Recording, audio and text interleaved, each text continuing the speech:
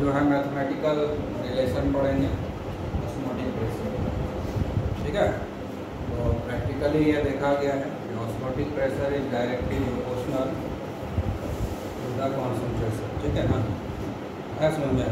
मतलब अगर हम कॉन्सेंट्रेशन देखेंगे तो बहुत सारा टर्मिनोलॉजी आता है, मोलैलिटी आता है, नॉर्मैलिटी आता है, मोलैरिटी आता है।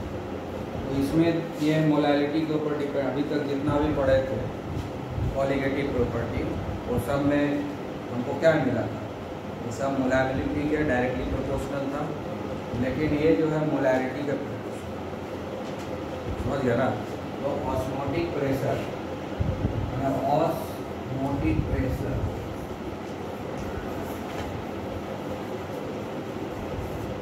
is directly proportional to molarity। Different अभी सब जगह पढ़े थे ये ऑस्मोटिक प्रेशर जो है बाकी जो कॉलिगेटिव प्रॉपर्टी पढ़े वो सब में क्या था? वो सब कुछ डिपेंड करता था मोलैलिटी के ऊपर, लेकिन ऑस्मोटिक प्रेशर डिपेंड करता है मोलैलिटी के ऊपर। दूसरा चीज़ है कि बाकी सब में हम लोग टेम्परेचर को घटा रहे थे, बढ़ा रहे थे। यहाँ पर हम टेम्परेचर में चेंज नहीं करेंगे। ऑस्मोटिक प्रेशर हमेशा कांस्टेंट टेम्परेचर पर निकाला जाएगा। मतलब ना तो हम हीट एनर्जी सप्लाई करेंगे, ना ही हीट एनर्जी को निकालेंगे, ना तो हीट एनर्जी का एब्जॉर्प्शन कराना है और ना ही रिलीज कराना है। ये टेम्परेचर में हमको चेंज नहीं करेंगे।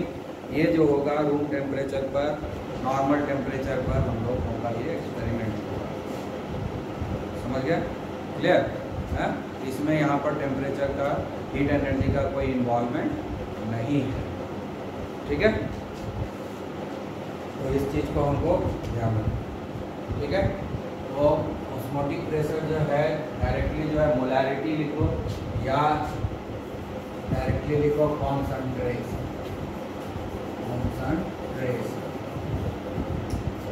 ठीक है, तो ऑस्मोटिक प्रेशर का जो सिंबल होता है ना, पाई से थोड़ा सा डिफरेंट। पाई में क्या लिखते हैं? ऐसे है ना, लिखता है ऑस्मोटिक प्रेशर का सिंबल। ठीक है, ऑस्मोटिक प्रेशर का सिंबल इस तरह का और directly proportional to C, capital C. यहाँ पर हम कैपिटल एम नहीं लेते, मोलार मास के लिए भी हम लोग कैपिटल एम यूज़ करते हैं, इसलिए यहाँ पर हम मोलैरिटी के लिए यानी कॉन्सेंट्रेशन के लिए हम सी का यूज़ करें, सी का यूज़। ठीक है ना? और जब हम इस प्रोपोर्शनैलिटी साइन को इंट्रोड्यूस करेंगे, ठीक है ना, तो हमको कांस्टेंट इंट्रोड्यूस करना पड़ेगा। एक तो कांस्टेंट टेम्परेचर है और उसके साथ में गैस कांस्टेंट को, दो कांस्टेंट को एक साथ इंट्रोड्यूस करते हैं।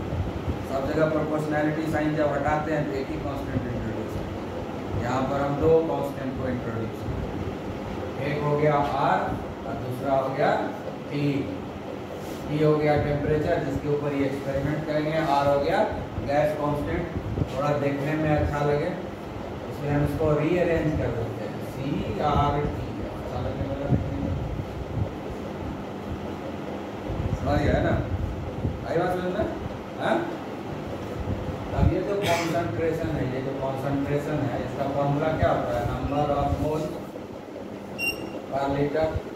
तो इसको हम लिख सकते हैं N/V, है ना? N क्या है? सॉल्यूट है ना, इसलिए हम N2 लिखेंगे। N नहीं लिखेंगे, N2 लिखेंगे ना। नॉन वोलेटाइल सॉल्यूट के लिए कर रहे हैं ना, उसी का तो मोलार मास निकालेंगे, इसलिए हम N नहीं लिख करके N2 लिखेंगे ताकि पहचान में आ जाए ये सॉल्वेंट का नहीं है, सॉल्यूट का है ना। आई बात समझ में? तो RT हो गया ये फॉर्मूला। तो अब जो है यहाँ पर याद रखना है, ये वॉल्यूम जो है ये वॉल्यूम है, volume of the solution. V क्या है? Volume of the solution. और N2 क्या है? Number of moles of the solute dissolved in 1 litre of solution. ठीक है, R हो गया गैस कांस्टेंट और T हो गया टेम्परेचर इन केल्विन। तो T कांस्टेंट रखना है यहाँ पर, R तो कांस्टेंट होता ही है। तो दो कांस्टेंट मिल करके हम प्रोपोर्शनैलिटी साइन को यहाँ हटाया। ठीक है, क्लियर? तो अब जो है V को इधर ले आते हैं। I V equal to N2 RT। अब क्या होगा, तो हमारा जो है, जब हमको कभी निकालना है ऑस्मोटिक प्रेशर, तो इस फॉर्मूला का यूज करते हैं या इस फॉर्मूला का यूज करते हैं, ठीक है ना। आया बात समझ में। अब आगे जो हम कैलकुलेशन कर रहे हैं, अब हम डिटर्मिनेशन कैसे करेंगे मोलार मास का, इसके लिए कर रहे हैं, ठीक है। तो ऑस्मोटिक प्रेशर का एक्सप्रेशन हो गया।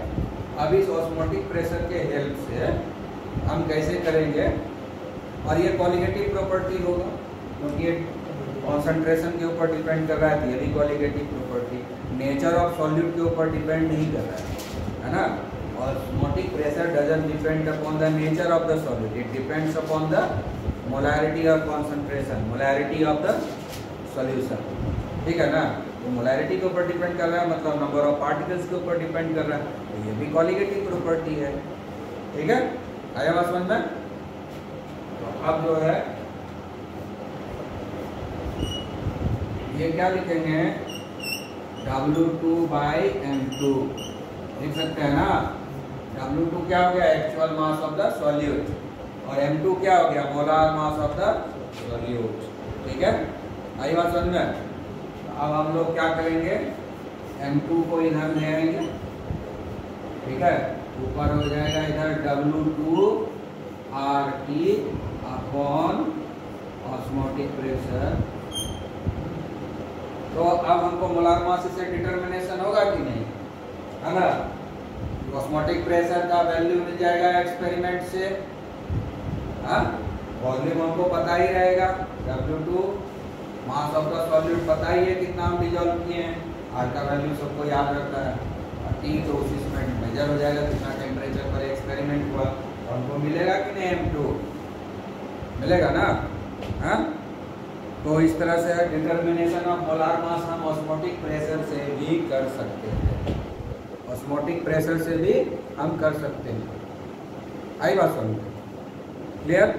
तो ऑस्मोटिक प्रेशर से हम लोग सीख गए कि कैसे जो है डिटर्मिनेशन ऑफ मोलार मास करेंगे। इस एक्सप्रेशन को यूज करते हुए हम लोग डिटरमाइन करेंगे मोलार मास, ठीक है। इसको यूज करते हुए क्या करेंगे, determination of molar mass of solute, non volatile solute, याद रखना है। सॉल्यूट लिख दिया इसका मतलब ये नहीं कि कोई भी solute, non volatile solute only. Volatile solute का हम इसे डिटर्मिनेशन नहीं कर सकते। तो हमारे पास कितना क्वालिटेटिव प्रॉपर्टी मिला, 4 क्वालिटेटिव प्रॉपर्टी मिला, relative lowering of vapour pressure, elevation in boiling point, depression in freezing point and osmotic pressure. ये 4 क्वालिटेटिव प्रॉपर्टी मिला है, और चारों क्वालिटेटिव प्रॉपर्टी से हम लोग निकालते हैं क्या चीज, मोलार मास, जिसमें सबसे सूटेबल जो है डिप्रेशन इन फ्रीजिंग पॉइंट, और ये डिप्रेशन इन फ्रीजिंग पॉइंट का जो डेटा मिलता है और जो ऑस्मोटिक प्रेशर का डेटा मिलता है, ये सबसे एक्यूरेट मोलार मास हमको बताता है, ठीक है। और एक बात जानने की ज़रूरत है, ये चारों क्वालिटेटिव प्रॉपर्टी जो है हमको एक्यूरेट मोलार मास तभी देगा जब सॉल्यूट नॉन वोलेटाइल है, सॉल्यूट नॉन वोलेटाइल रहेगा, ठीक है। फॉर्मूला कर लिख देते हैं,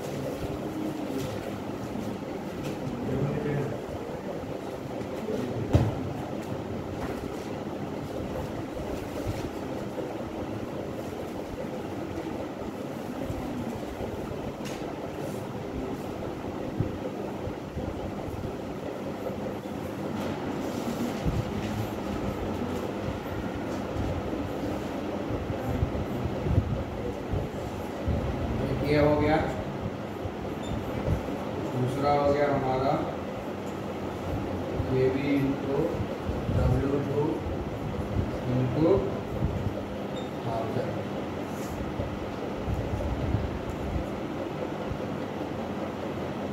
W1 into डेल्टा टीवी। तीसरा हो गया हमारा Kf into W2 into 1000 upon W1 into delta Tf। ठीक है, ये सारा हमारे पास है ना। Relative lowering of vapour pressure से अगर हमको मोलार मास को डिटरमाइन करना है किसी नॉन वॉलेटाइल सॉलिड को, तो ये रिलेशनशिप यूज करेंगे। अगर हमको एलिवेशन इन बॉइलिंग पॉइंट से निकालना है मोलार मास, तो इसको यूज करेंगे, इस फॉर्मूला को। और डिप्रेशन इन फ्रीजिंग पॉइंट से निकालना है तो इस रिलेशनशिप को यूज करेंगे। और ऑस्मोटिक प्रेशर से निकालना है तो इस रिलेशनशिप को यूज करेंगे। तो हमको कितना रिलेशनशिप, 4 मेथड है, ठीक है। और चौथा मेथड ये हो गया। ये 4 मेथड है जिससे कि हमको नॉन वोलेटाइल सॉल्यूट, ये सारा जो फॉर्मूला है, ये सारा जो फॉर्मूला है किसके लिए एप्लीकेबल होगा, कहाँ पर हमको एक्यूरेट मोलार मास देगा। ठीक है, एक्यूरेट मोलार मास कहाँ पर देगा। Condition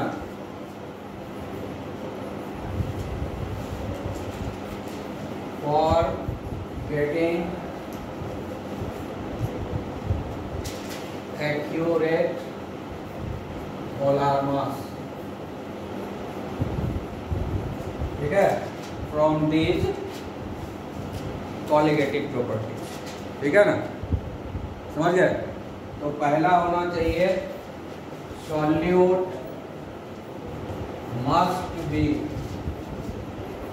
non volatile, solute must be non volatile, ठीक है ना। सेकेंड कंडीशन है solution must be dilute so that it could follow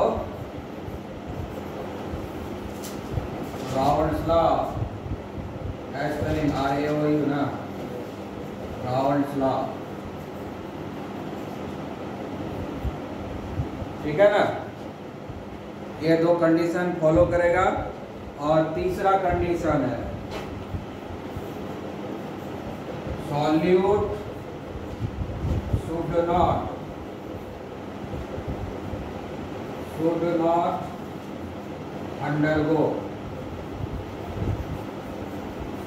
should not undergo association और डिसोसिएशन, और डिसोसिएशन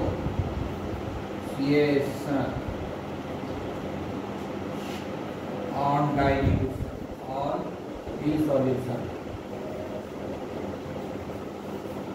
यानी जब हम बुलाएंगे, ठीक है, तो एसोसिएशन या डिसोसिएशन नहीं होना चाहिए।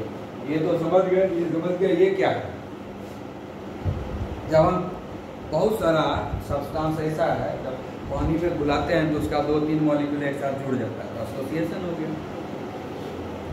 कुछ सब्सटेंस ऐसा है जैसे पानी में डालते हैं टूट जाता है, पानी में डालते हैं तो आयनाइजेशन हो जाता है, तो नंबर ऑफ पार्टिकल्स बदल जाएगा।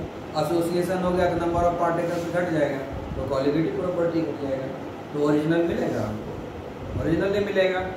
और कोई सब्सटेंस पानी में डाले वो टूट गया, आयनाइजेशन हो गया, तो नंबर ऑफ पार्टिकल्स बढ़ गया, तो कॉलिगेटिव प्रॉपर्टी बढ़ जाएगा, तो ओरिजिनल मोलार मास मिलेगा, नहीं मिलेगा।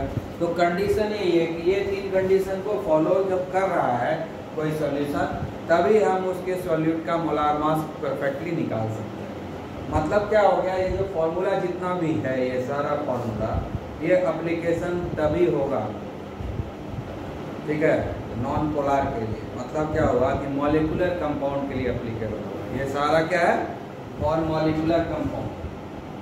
ये सारा चारों जो ये रिलेशनशिप है, चारों जो कॉलिगेटिव प्रॉपर्टी है, हम कहाँ अप्लाई कर सकते हैं, जब मॉलिक्यूलर कंपाउंड होगा, मॉलिक्यूलर कंपाउंड, मॉलिक्यूलर कंपाउंड तो ज़्यादातर ऑर्गेनिक इन नेचर होता है। मॉलिक्यूलर कंपाउंड होगा, समझ गया ना, तभी ये एप्लीकेबल होगा ये लॉ। जो अभी ये जो 4 लॉ बताया है ना, चारों जो कॉलिगेटिव प्रॉपर्टी है, ये चारों कॉलिगेटिव प्रॉपर्टी परफेक्ट रिजल्ट तभी देगा जब मॉलिक्यूलर सॉलिड होगा या मॉलिक्यूलर लिक्विड होगा जो नॉन वोलेटाइल है। मॉलिक्यूलर कंपाउंड तो जनरली ऑर्गेनिक होता है, या कार्बन कंपाउंड कुछ रहेगा जो इनऑर्गेनिक भी है, तो ज़्यादातर तो ऑर्गेनिक ही रहता है। आई बात समझ में? क्लियर? यहाँ तक आ गया समझ में? तो अब क्या है, अब इसके आगे क्या देखना है, और एक चीज देखना है। ये तो ठीक है, ये कंडीशन चाहिए। इसके बाद भी इस 4 में से सबसे सूटेबल कौन होगा? 4 में ये जो 4 कॉलिगेटिव प्रॉपर्टी है, इसमें सबसे सूटेबल कौन होगा मोलार मास को डिटरमाइन करने के लिए? उसमें डिटरमाइन करने के लिए सबसे लास्ट वाला दोनों सूटेबल है, ये और ये, depression in freezing point and osmotic pressure. कौन सा मेथड सबसे अच्छा है? ये दोनों मेथड है ना।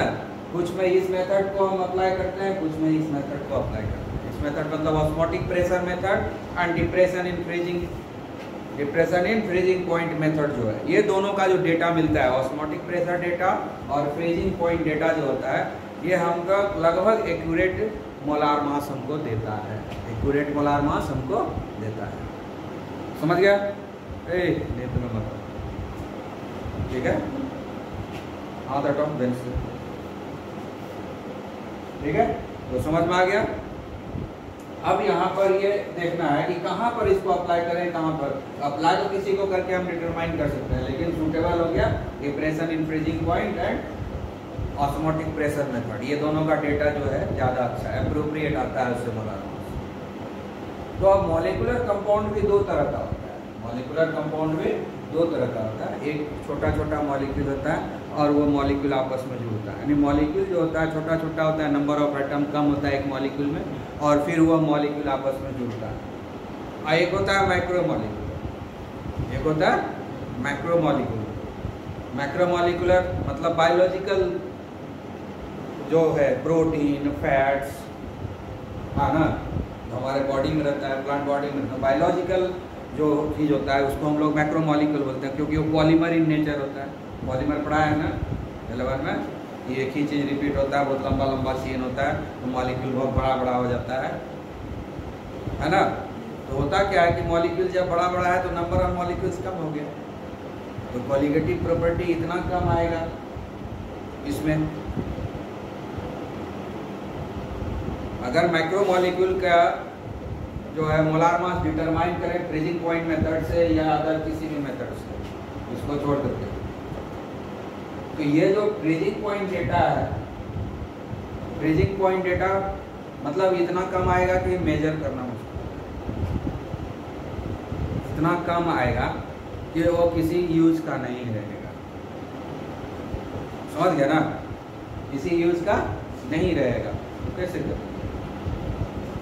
समझ गया? क्योंकि बड़ा बड़ा मॉलिक्यूलर नंबर ऑफ मॉलिक्यूल्स कम में मिलेगा एक जगह में, काउंटिंग कम हो जाएगा, तो काउंटिंग के ऊपर डिपेंड करता है, मुश्किल हो जाएगा।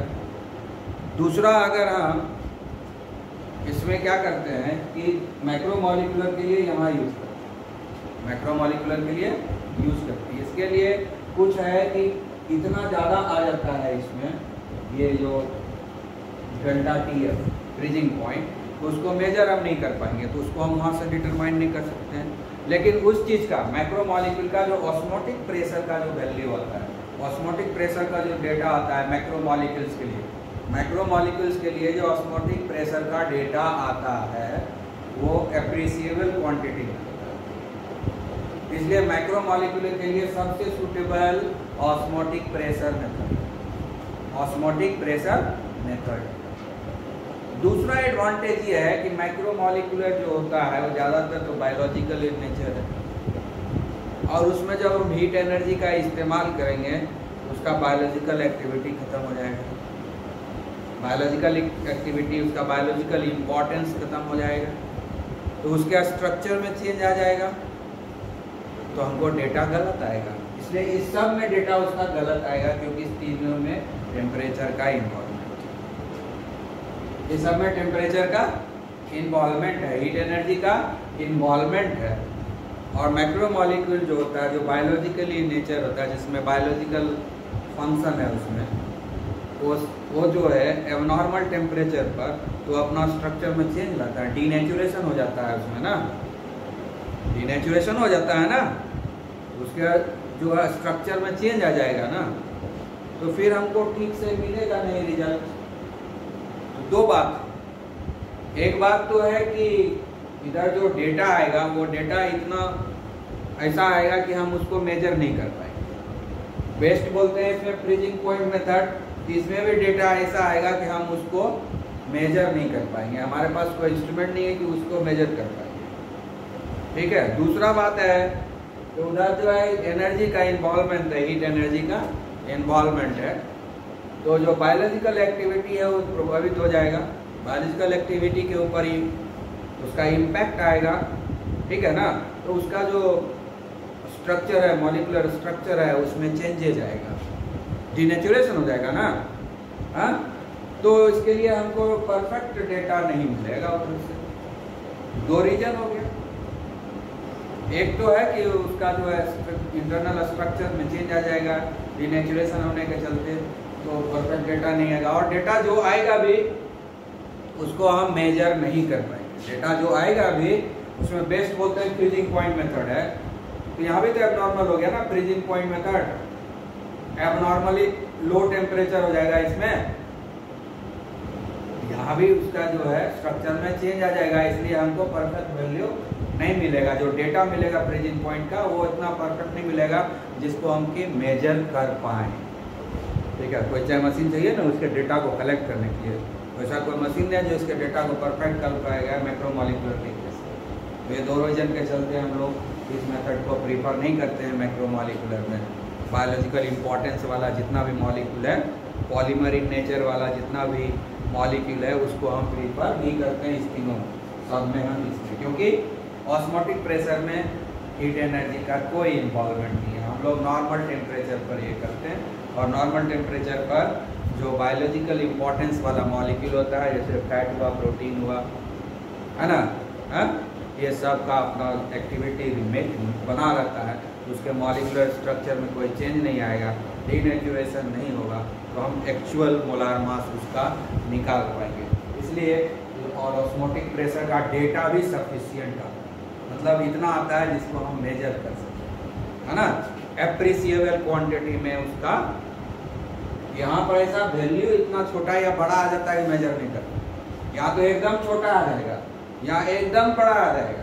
एकदम छोटा है तो उसके साथ भी हमको मुश्किल होता है, एकदम बड़ा वैल्यू आ गया तो उसके साथ भी हमको दिक्कत होगा कैलकुलेशन में, दोनों को मेजर करना बहुत डिफिकल्ट है। और ये क्या देता है, एप्रिसिएबल डेटा देता है, मतलब ऐसा डेटा देता है जिसके साथ कैलकुलेशन का खेल हो सकता है।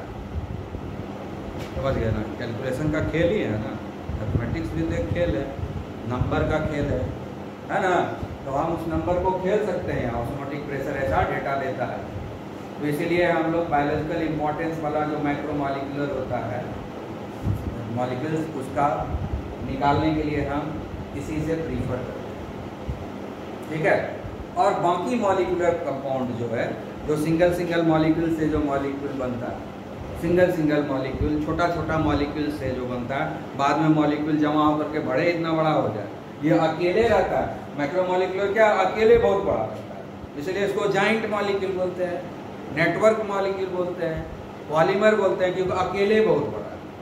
और मॉलिक्यूलर कंपाउंड जो बाकी है क्या है, छोटा मॉलिक्यूल होता है, वो आपस में अरेंज होता है, इंटरमॉलिक्यूलर फोर्स ऑफ अट्रैक्शन उसमें आता है, van der Waals force of attraction, तो उसमें दिक्कत नहीं होता है। उसके लिए ये तीनों अच्छा है, उसमें इस तीनों में सबसे बेस्ट ये है, क्योंकि उसके लिए ये डेटा सफिशिएंट होता है जिसको हम मेजर कर सकते हैं। मॉलिक्यूलर कंपाउंड के लिए ये फ्रीजिंग पॉइंट डेटा सफिशिएंट होता है, एप्रिसिएबल क्वांटिटी में देता है। इसलिए अगर हम मॉलिक्यूलर कंपाउंड के लिए निकालना है अगर उसका मोलार मास, तो बेस्ट मेथड है फ्रीजिंग पॉइंट। ठीक है, आया समझ में। और अगर मैक्रोमोलिकुलर का निकालना है ना, एक मॉलिक्यूलर बता रहे हैं, दूसरे को मैक्रोमोलिकुलर। मॉलिक्यूलर मतलब हुआ छोटा छोटा मॉलिक्यूल है, आपस में van der Waals force of attraction के चलते जुड़ा हुआ है। ठीक है, तो उसको अच्छे से, उसके लिए ये जो फ्रीजिंग पॉइंट डेटा है वो एप्रिसिएबल क्वांटिटी में आता है, जिसके साथ हम जिस नंबर को हम खेल सकते हैं बढ़िया से, है ना। आई बात समझ में। लेकिन यहाँ पर जो है ऑस्मोटिक प्रेशर किसके लिए अच्छा है? मैक्रोमोलिकुलर। मैक्रोमोलिकुलर के लिए ये मेथड अच्छा नहीं है,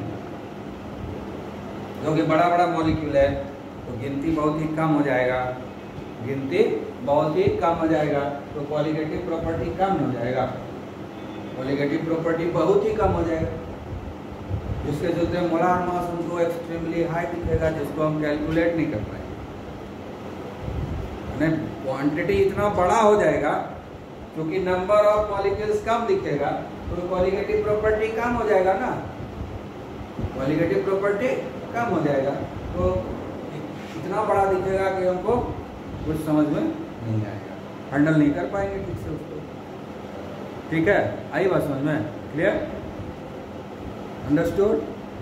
ठीक है, तो इस तरीके से हम लोग ये क्या कर लेते हैं कि मॉलिक्यूलर सब्सटेंस है तो हम फ्रीजिंग पॉइंट मेथड प्रेफर करते हैं, और अगर मैक्रोमोलिकुलर सब्सटेंस है तो हम लोग जो है इसको प्रेफर करते हैं, ऑस्मोटिक प्रेशर मेथड को प्रेफर करते हैं। ठीक है, समझ में आ गया? क्लियर?